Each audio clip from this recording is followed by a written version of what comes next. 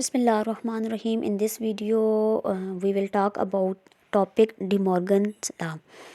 तो De Morgan law का first part पहले डिस्कस करते हैं. The negation of an and statement is logical equivalent to the or statement in which each component is negated. तो and statement की negation हमारे पास logical equivalent होती है और स्टेटमेंट के, लेकिन हर एक कंपोनेंट जो है वो निगेटेड फॉर्म में लिया जाता है.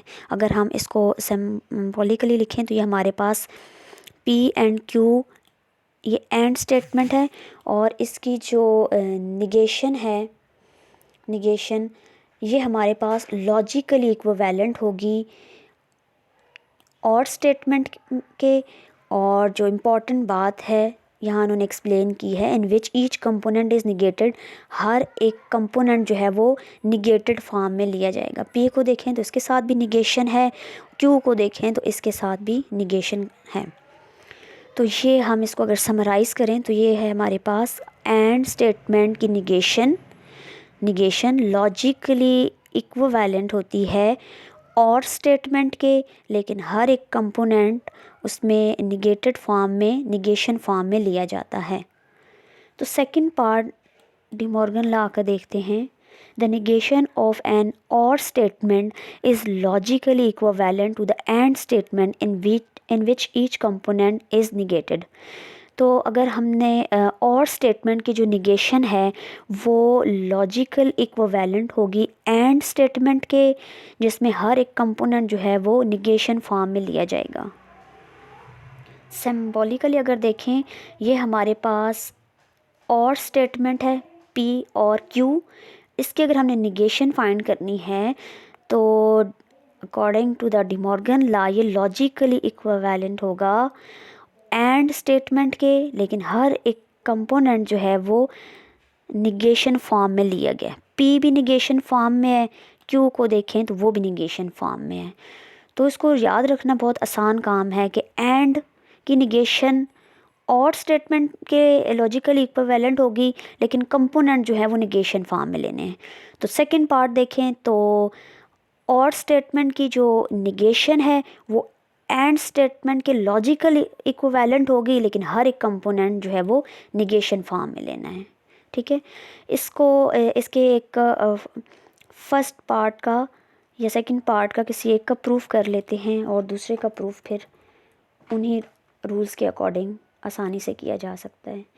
तो अगर हमने इस पार्ट को प्रूफ करना है, जो हमने कहा था कि और स्टेटमेंट की निगेशन लॉजिकल इक्विवेलेंट है एंड स्टेटमेंट के, लेकिन हर एक कंपोनेंट जो है वो उसकी निगेशन होगी, निगेशन फॉर्म में लिखा जाएगा. तो पहले तो P एंड Q के लिए सारी पॉसिबिलिटी लिखते हैं. तो P और Q के लिए टोटल 4 पॉसिबिलिटीज़ हैं कि P को अगर आप ट्रू कंसिडर करें और Q भी स्टेटमेंट वेरिएबल ट्रू हो. सेकंड पॉसिबिलिटी ले लेते हैं, P हमारे पास ट्रू है और Q हमारे पास फॉल्स है. थर्ड पॉसिबिलिटी में P को फॉल्स कंसिडर करते हैं और Q को ट्रू, और लास्ट में दोनों स्टेटमेंट वेरिएबल को फॉल्स कंसिडर करते हैं. तो निगेशन ऑफ P, निगेशन में हम क्या करते हैं, उस स्टेटमेंट के जो है वो इन्वर्स ले लेते हैं. ट्रू होता है तो वो फॉल्स में उसकी निगेशन होगी, ये भी ट्रू तो फॉल्स, ये फॉल्स है तो उसकी निगेशन ट्रू हो जाती है, ये भी फॉल्स है तो निगेशन ट्रू होगी. इसी तरह अब Q स्टेटमेंट वेरिएबल की भी निगेशन लेते हैं. ये ट्रू है तो उसकी निगेशन फॉल्स होगी, ये फॉल्स है तो ये हो गया हमारे पास ट्रू के, ये ट्रू है तो ये भी हो गया फॉल्स, ये फॉल्स है तो उसकी निगेशन होगी ट्रू. नेक्स्ट हमने और स्टेटमेंट जो है वो P और Q पर और स्टेटमेंट अप्लाई करनी है, यानी डिसजंक्शन. तो डिसजंक्शन में हमारे पास अगर P और Q दोनों में से एट लीस्ट वन स्टेटमेंट भी अगर ट्रू हो जाती है तो ओवरऑल उनकी डिसजंक्शन जो है वो ट्रू हो जाएगी. ठीक है, तो फर्स्ट में देखें, ये हमारे पास P स्टेटमेंट भी ट्रू है और हमारे पास ये Q स्टेटमेंट भी ट्रू है, दोनों ट्रू हैं तो इनकी और स्टेटमेंट भी ट्रू हो जाएगी. नेक्स्ट केस में देखें सेकंड रो में, तो P स्टेटमेंट हमारे पास ट्रू है, Q स्टेटमेंट हमारे पास फॉल्स है. एटलीस्ट वन वाली बात तो यहाँ सेटिस्फाई होगी, एक तो ट्रू है ना हमारे पास P, तो इसकी और जो है इन दोनों का वो भी या डिसजंक्शन जो है वो ट्रू हो जाएगी। नेक्स्ट देखें रो 3 में पी हमारे पास फॉल्स है, क्यू स्टेटमेंट हमारे पास ट्रू है। तो एटलीस्ट वाली बात तो यहाँ पे भी कंप्लीट होगी। क्यू तो हमारे पास एटलीस्ट ट्रू है, तो इसकी डिसजंक्शन हमारे पास ट्रू हो जाएगी। लास्ट में देखें दोनों स्टेटमेंट वेरिएबल फॉल्स हैं, पी भी फॉल्स है, क्यू भी फॉल्स है, दोनों फॉल्स हैं, तो फिर इनकी डिसजंक्शन जो है वो हमारे पास फॉल्स हो जाती है। नेक्स्ट हम इन पर नॉट ऑपरेटर अप्लाई करते हैं। ठीक है, इस सारे सेल पर हम जो है वो नॉट ऑपरेटर सारे कॉलम पर नॉट ऑपरेटर अप्लाई करते हैं। ये ट्रू है तो इसकी निगेशन हो जाएगी हमारे पास फॉल्स, ये भी ट्रू तो फॉल्स, ये भी ट्रू तो फॉल्स, ये फॉल्स है तो इसकी निगेशन होगी ट्रू। अच्छा, नेक्स्ट हमने क्या करना है, not P and not Q find करना है। ये हमारे पास ये हमारे पास नॉट पी है, निगेशन ऑफ पी है, और ये हमारे पास निगेशन ऑफ क्यू है। इन दोनों पर एंड ऑपरेटर यानी कि कंजक्शन अप्लाई करनी है, और कंजक्शन में अगर हमारे पास दोनों ट्रू होंगे तो रिज़ल्ट ट्रू होगा। कोई एक भी फॉल्स हुआ तो ओवरऑल रिज़ल्ट फॉल्स हो जाता है। ये दोनों ही फॉल्स हैं, ठीक है, तो रिज़ल्ट हमारे पास फॉल्स हो जाएगा। इनको देखें तो ये फॉल्स है, not P, Q not Q हमारे पास ट्रू है, तो दोनों ट्रू नहीं है, तो उस वजह से इनकी कंजक्शन जो है वो फॉल्स हो जाएगी। नेक्स्ट देखें तो पी ट्रू है, नॉट पी, और not Q statement variable false है, तो फिर इनकी कंजक्शन हो जाएगी फॉल्स, दोनों ट्रू नहीं है। क्योंकि लास्ट में देखें तो दोनों स्टेटमेंट वेरिएबल ट्रू हैं, तो इनकी कंजक्शन हो जाएगी ट्रू। तो हमने ये डिस्कस करना था कि और स्टेटमेंट की निगेशन लॉजिकली इक्विवेलेंट होती है एंड स्टेटमेंट के, जिसमें हर एक कंपोनेंट जो है निगेशन फॉर्म कंपोनेंट की ली जाती है। अगर हम सेकंड लास्ट कॉलम को हाईलाइट करें जो कि ये हमारे पास, और लास्ट कॉलम को देखें तो दोनों कॉलम में वैल्यूज़ ट्रुथ टेबल की वैल्यू सेम है। फर्स्ट वन दोनों फॉल्स हैं, सेकंड में देखें वो भी फॉल्स है, दोनों सेम है, थर्ड में वो भी सेम है, और लास्ट में देखें तो दोनों ट्रू वो भी सेम है।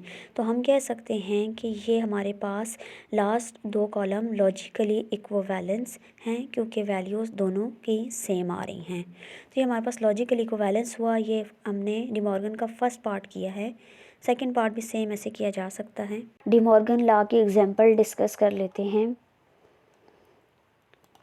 Given negation of each of the following statement,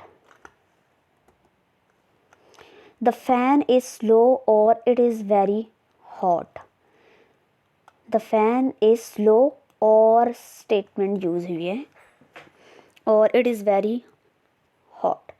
इसको हमने निगेशन इन स्टेटमेंट की लिखनी है। तो according to the De Morgan law जो हमारे पास निगेशन ऑफ और स्टेटमेंट है, ये अभी हमने पढ़ा था कि ये इक्वल होता है एंड स्टेटमेंट के, जिसमें हर एक कंपोनेंट जो है वो निगेटेड फॉर्म में लिया जाता है। तो ये हमारे पास सबसे पहले तो एंड और जो है ये चेंज हो जाएगा एंड स्टेटमेंट में, ठीक है, और चेंज हो जाएगा हमारे पास एंड स्टेटमेंट में, और हर एक कंपोनेंट जो है वो निगेटेड फॉर्म में लिया जाएगा। तो इसमें दो चीज़ें डिस्कस की जा रही हैं, एक तो fan is slow and it is very hot, दो चीज़ें डिस्कस की जा रही हैं। तो दोनों जो है वो निगेटेड फॉर्म है, निगेशन उन पर दोनों पर निगेशन अप्लाई करेंगे। तो ये हमारे पास बन जाएगा the fan is not slow, not negation होगी इस पहले स्टेटमेंट की, निगेशन यही होगी, इसमें नॉट लगाएंगे, the fan is not slow, और according to the definition of De Morgan law change हो जाएगा एंड में, और सेकंड पार्ट में है इट इज़ वेरी हॉट, तो इसकी निगेशन हो जाएगी it is not very hot. तो ये हमारे पास निगेशन बन गई है इस पूरी एग्जाम्पल की, the fan is not slow and it is not very hot. Second part को डिस्कस करते हैं। Akram is unfit and Salim is injured. तो सबसे पहले देखें एंड स्टेटमेंट है, तो ये लॉजिकली इक्विवेलेंट होगा और स्टेटमेंट के हर एक कंपोनेंट को निगेशन फॉर्म में कन्वर्ट कर देना है। तो अकरम इज़ अनफिट, इसकी निगेशन क्या हो जाएगी, Akram is not unfit, and change हो गया, लॉजिकल इक्विवेलेंट था वो और ये, तो वो और में चेंज हो जाएगा।